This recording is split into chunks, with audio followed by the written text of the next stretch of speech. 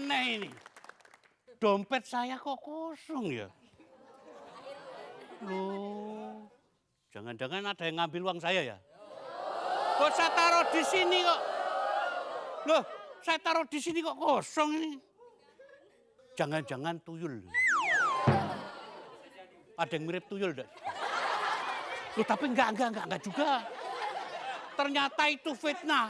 Sekarang yang ngambil duit bukan tuyul. Koruptor. Ya kan? Jangan-jangan sentilon, masa ditinggali cuma 500 perak. Hei, Lon.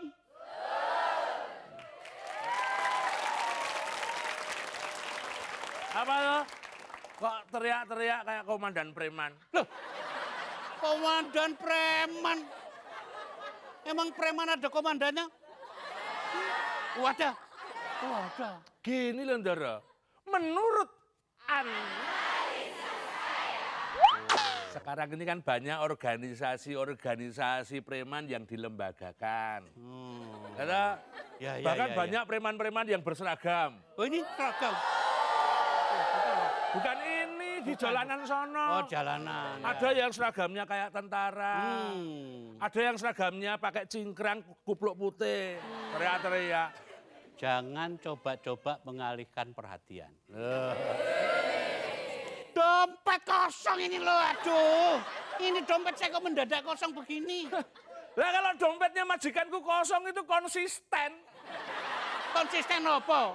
Tidak aneh. Lah wong sejak dulu kala ya kosong mulu. Beda sama dompetnya pegawai pajak. Kenapa? Kalau dompetnya pegawai pajak, dijamin penuh pulus. Pulus? Apa itu pulus? Pupunya pulus. Ya. Begini, sekarang kita pura-puranya mensidangkan dia saja. Oh, ayo duduk. Duduk di situ. Duduk. Sini. Situ ya. Ini punya saya ngawur. Saudara Sentilun, benarkah kamu mengambil uang dari dompet saya? Maaf yang mulia.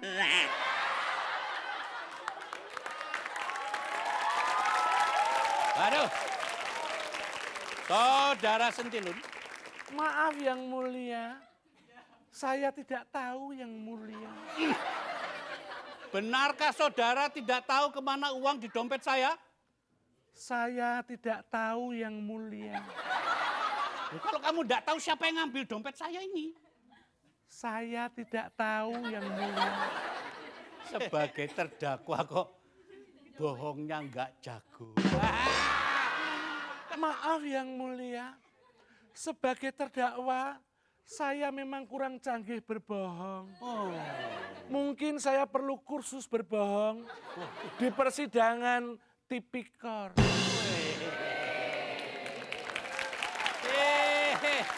Aduh. Gimana, Dara? Mereka itu apa lupa ya? Kan nenek moyang kita tuh pernah punya pepatah. Sepandai-pandainya tupai melompat, akhirnya apa? Jatuh juga. Gimana apa enggak kelingan apa itu ya? Jadi sepintar-pintarnya orang berbohong, pasti akan bohong terus gitu ya. Walah. Ini tukang bohong mana lagi? Ini tukang bohong yang dibayar. Gitu. Oh, Berbohong dibayar. tapi orang suka dan bayar. Gitu. terhibur. Terhibur Oh, gitu. aku ingat. Apa itu? Namanya Joe. Oh, tukang sulap. Oke, Silakan duduk, Mas. Oh iya, duduk. terima kasih. kita minta tolong ya. Beliau ini kan mampu membaca pikiran. Ya. Mungkin kamu bisa menolong saya. Membaca, coba bacain. Ya kan? Nih, baca pikiranku. Nah. Yang dibaca itu mestinya itu bukan saya, Ndoro. Siapa? Sekarang bagaimana kalau misalnya Mas Joe ini kita minta tolong untuk membantu tipikor. Oh bisa. Itu. Gimana caranya? Kita contohin dulu ya. Ah, Takutnya tidak percaya nanti. Bapak Aku Ibu. harus percaya.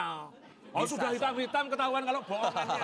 Nah, pakai kartu dulu. Oh. Nah, ini anak perapatan mainnya kartu. Nah, sekarang gini. Tapi bisa menebak pikiran orang nanti ya? Bisa. Oh iya. Coba-coba. Dan ini ada 52 jenis tuh. Ya, bisa dilihat ya teman-teman semuanya ya, seperti ini. Sekarang dari semua ini kalau ini ada istilahnya kita acak dulu. Nah, dia kocok seperti ini. Mas Nentilun, bilang stop di mana saja. Stop. Stop. Ambil satu kartu, saya nggak boleh lihat. Ambil satu kartu paling atas. Kok paling atas? Kan tadi stopnya di situ. iya. Ulangi lagi. Akal-akalannya di sini. Iya. Ambil, saya nggak boleh tahu, saya nggak boleh tahu. Udah, Sudah. simpen di dada. Di dada. Dada udah lihat semuanya. Udah. Sekarang gini. Pasti nanti tahu jawabannya. Ya.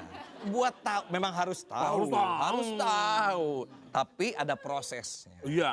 Seperti di persidangan ada proses. Ya. Lihat mata saya.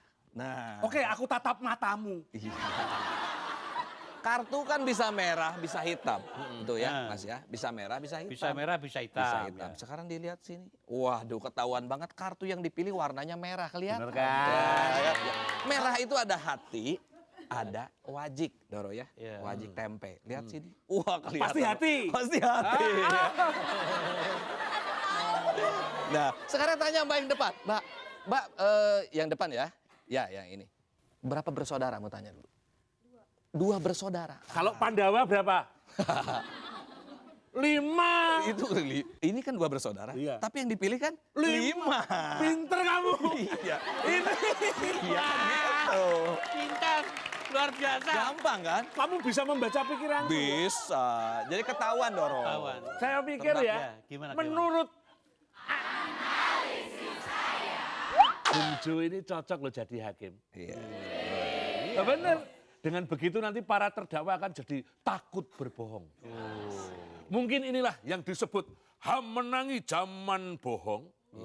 Tapi semulia-mulianya orang yang berbohong, lebih baik orang yang eling dan waspada.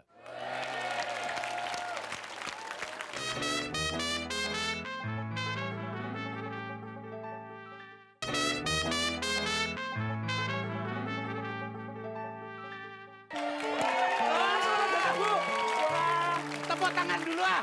Wah, nih ini tamu terhormat ini, ya kan? Sering lihat di TV kan? Saudara. Kira-kira gitu ya? Aduh. Ini tamu juga loh, Bu. Ya. Ibu Elsa Sarif, ya Bu ya. Silakan Bu, silakan Bu. Ya, ya didampingi boleh, didampingi. Jangan disulap loh dia ya. Jangan.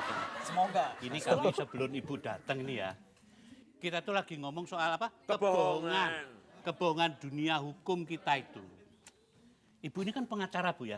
Nah, jadi kita bisa konfirmasi sama Ibu, ya kan? Kita konfirmasi ya.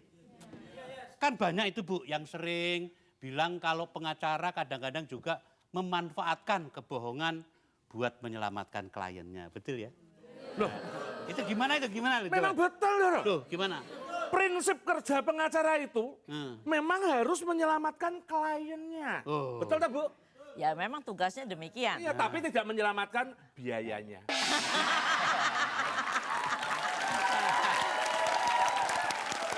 Kita ini kan masyarakat ini ya, masyarakat itu sering lihat mudahnya gitu loh.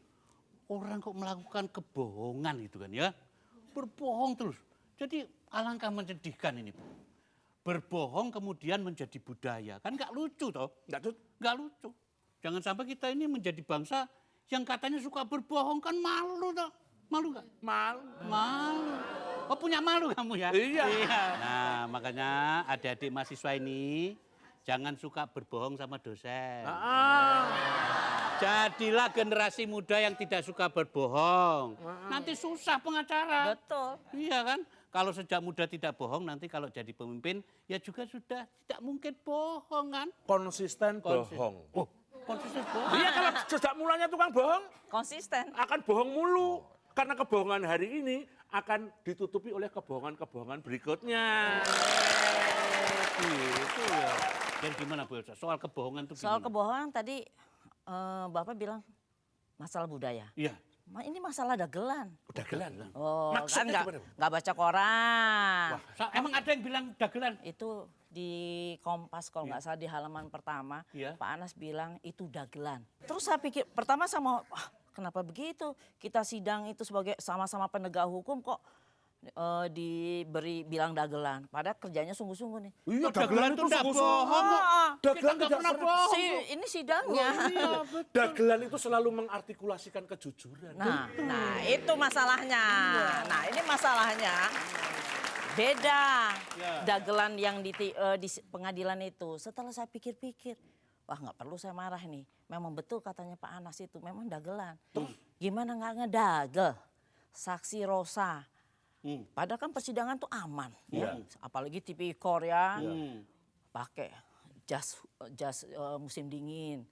Pakai anti peluru. Terus apa lagi Kemudian dagelan berikutnya? dagelan kedua saksi Yulianis sama Oktarina yang hari-harinya nggak pakai cadar. Nggak pakai cadar. Tiba-tiba muncul udah pakai cadar.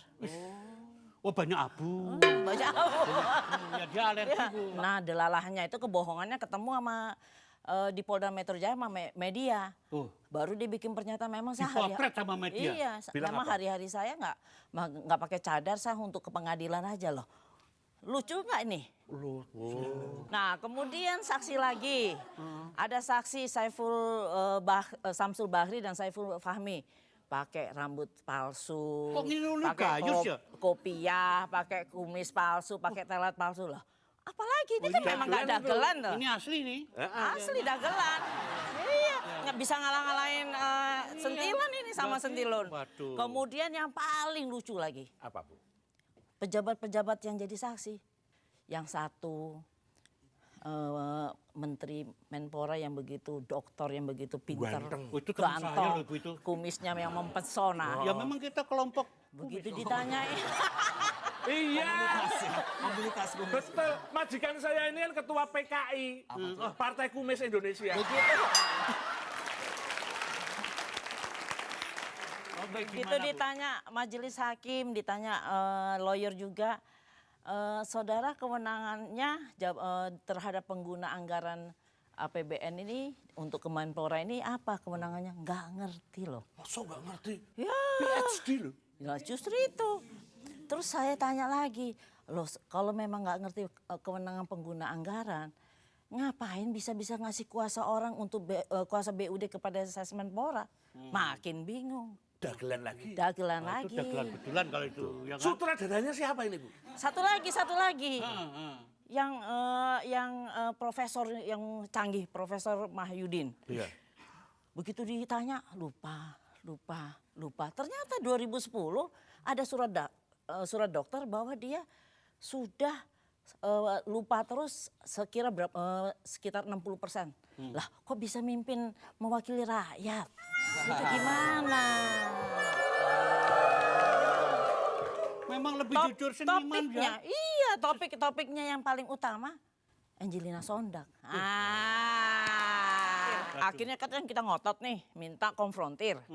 Dengan susah payah, dengan segala gayanya lawyer kita tuh kan aneh-aneh. Yang satu begini-begini. Aku yang suka itu. Yang gitu. Dengan gayanya itu akhirnya memprotes, dikabulkan nih. Susah payah nih konfrontir. Tapi kan saya ditanya sama wartawan, benar nggak Bu Elsa nih nanti akan terjadi konfrontir? Dengan mantap, saya mengatakan, konfrontir ini pasti tidak terjadi. Loh lucu, lo ibu yang meminta kok jadi bilang, ya kita ngomong kenyataan. Saya bilang, karena bisa aja salah satunya dinyatakan sakit. Saya bilang gitu. Itu peluang. Yang sakit, yang infeksi. Saya pikir yang sakit nanti Angie, saya pikir. Karena dia tidak masih bebas. Iya. Kalau Rosa sebetulnya bisa diupayakan. Ini kan wajib ya sebagai saksi. Jaksa bisa hadirkan. Ya delalahnya aku meleset. Ternyata yang sakit Rosa tanpa surat sakit. Yang muncul-muncul yang keluar-keluar LPSK nih. Terus saya bilang loh harus ada surat sakit. Dan ternyata ya lip service kan akhirnya dibatalkan konfrontir itu. lebih lucu ya dari Yalah, kita publik kecewa. Publik kecewa. Iya. Karena ini acara persidangan tipikor nih ratingnya tertinggi loh. Dagelan. Wah, semua pada ikut. Nah, jadi ini Sampai apa sih dagelan. kalau pengacara yang paling pinggir tuh? Nah, sekarang yang saya pusing siapa?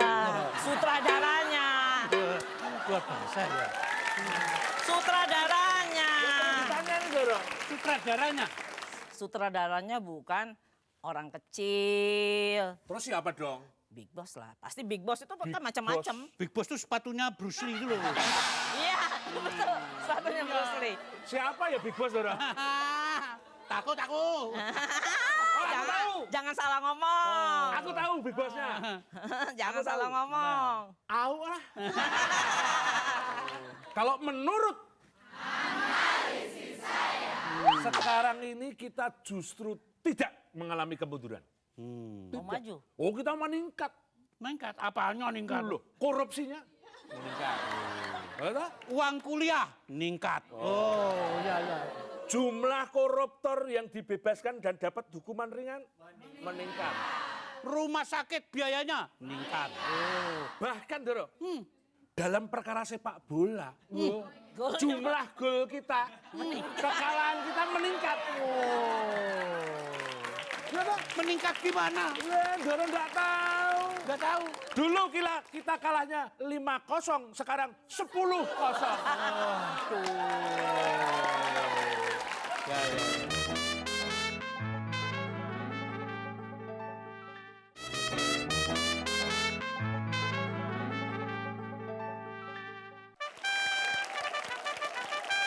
Doro, kalau bicara soal sulap dan hukum, saya itu jadi ingat soal hipnotis, Doro.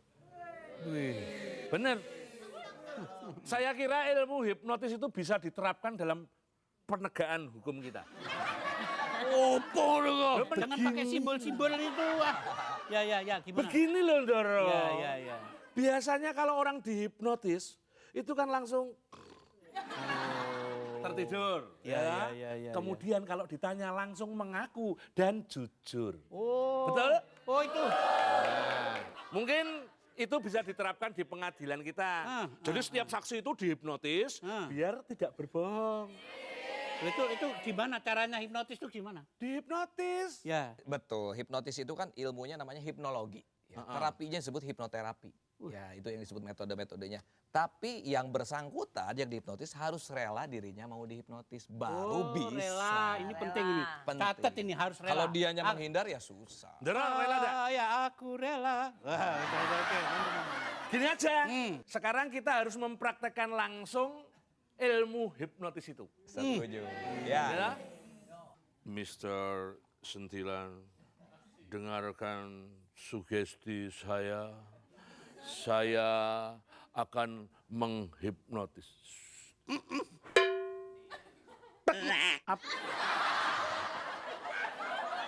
Apa yang Doro rasakan? Saya merasa tenang. Tenang sekali. Terus, Doro? Karena unek-unek saya selama ini sama pembantu saya itu. Saya benci. Saya gemes. Biarin, saya nggak bayar gajinya. Nggak suka saya. Kalau orang BB itu kan HP. Ini BB bau badan. Stop! Malah membongkar rahasiaku. Loh aku juga memang hipnotis bohong-bohong. Gimana? Ini kalau masalah perkara itu harus kompleks ya. Tidak bisa satu orang yang mau lurus, yang lain tidak mendukung, nggak bisa. Nggak bisa, ya. Ini benar-benar satu komunitas, satu lingkungan penegak hukum itu harus bekerja benar-benar. Nah, di dalam kasusnya Nazarudin ini kelihatannya dan targetnya pertama itu hanya untuk Nazarudin aja yang lain hilang. Oh, dikorbankan. Ya, Dilokalisir di situ. Dilokalisir. Dan itu kelihatan karena Nazarudin waktu oleh penyidik tidak pernah diperiksa tentang Wisma Atlet. Yang diperiksa tentang kaburnya dia ke Singapura, kemana-kemana. Lah emang itu KPK ngurusin tamasyahnya Nazarudin, ya kan? Nah, tapi ya namanya kebohongan ya akhirnya Terbuka aja tangan-tangan Tuhan untuk membuka ini. Nah, dalam persidangan terbuka banyak hal-hal yang tadinya kekeh mereka menutup, tapi kita punya bukti yang lain. Namanya kriminal itu tidak selalu ada yang kesempurnaan. Yang sempurna adalah kebenaran. Dan terbuka. Pada waktu sebelum Angelina Sondag ini ditetapkan jadi tersangka, itu kan Jumat diumumkan. Hari Rabu saya sudah tulis surat. Saya menagih janji sama KPK. Kan KPK sekarang kan KPK jilid 3 ya. Yang saya itu kan periodenya KPK jilid 2 kasusnya Nasir. Iya, Kopingho, jangan salah. Nah, kemudian saya protes, saya bilang harusnya kan di mata hukum semuanya sama. Siapa yang terlibat dalam kasus itu harusnya semua dihukum, diberi sanksi. Namanya kita kan ingin memberantas korupsi. Kalau indikatornya sudah memenuhi syarat, iya, 2 saksi sah harus sudah ditetapkan jadi tersangka. Saya sudah sebut waktu itu Angelina Sondag dengan Iwan Koster suratnya ya kan. Buktinya ini, saksinya ini, bukti tertulisnya ini. Kemudian Anas sudah saya sebutkan. Kemudian Yulianis. Ya Yulianis pakai jilbab, pakai gaya-gaya bisa menghina Islam itu. Dia langsung dengan tenangnya nyuap. Kirim uang ke DPR. Terus saya bilang, loh Yulianis saudara ini ternyata lebih berperan dari Rosa. Saudara sebagai direktur yang memegang seluruh keuangan. Memerintahkan untuk membiayai proyek, menggiring proyek. Itu kan kepada DPR, saya bilang gitu. Kenapa kok saudara nggak dijadiin tersangka ya? Jawabnya spontanitas. apa bunyinya? Dan sangat mengejutkan. Dia bilang, kalau Rosa kan tertangkap tangan, aku kan tidak. Waduh. Bu, tapi yang ditunggu-tunggu masyarakat itu pertanyaannya sederhana saja sebenarnya. Kira-kira bos besar itu mungkin nggak sih nantinya menjadi tersangka? Saya nggak mau mendahului Tuhan, normatif. Tapi yang jelas saya sudah, kan Bapak Presiden kita kan sebagai panglima terdepan memberantas korupsi. Nah, saya sudah tulis surat, Bapak mohon untuk kebenaran material Pak Anasnya bisa dibantu dihadirkan di persidangan untuk menjelaskan sebagai saksi fakta. Saksi gitu. ya, Bu, ya? Saksi, saya Terus bilang. setelah saksi? Nah, sampai sekarang nggak dijawab. Nanti saya mau bikin surat kedua. Karena ngarepin majelis hakim, saya bilang majelis, harusnya majelis dong yang panggil. Ini kan fakta, karena peristiwa hukum itu dipenggal-penggal. Saya ngomong aja diputus-putus. Ya, betul. Kemudian saya minta juga dihadirkan tim penyidik KPK di persidangan.